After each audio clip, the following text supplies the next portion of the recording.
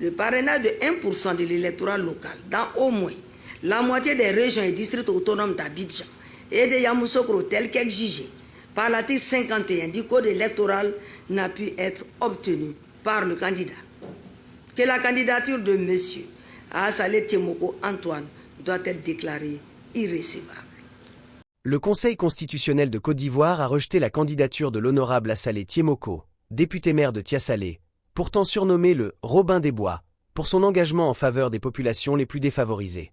Une décision qui soulève incompréhension et frustration au sein de l'opinion publique.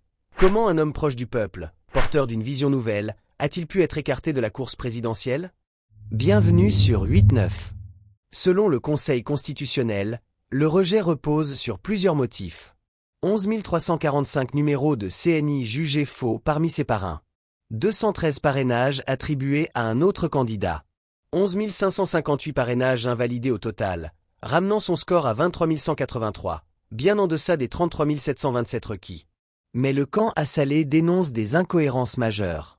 Le mouvement ADCI affirme avoir déposé 41 906 parrainages, dont une réserve supplémentaire.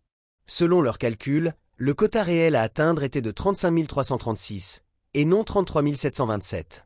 Plus de 7 165 parrainages auraient disparu du fichier officiel.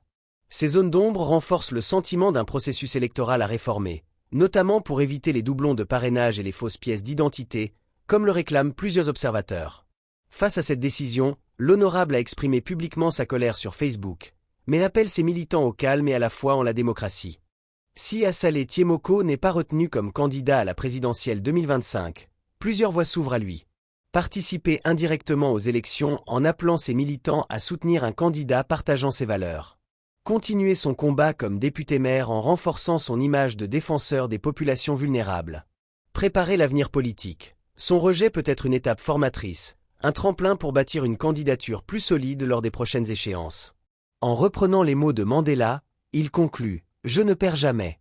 Soit je gagne, soit j'apprends ». Un message d'espoir qui traduit sa détermination à bâtir la nouvelle Côte d'Ivoire.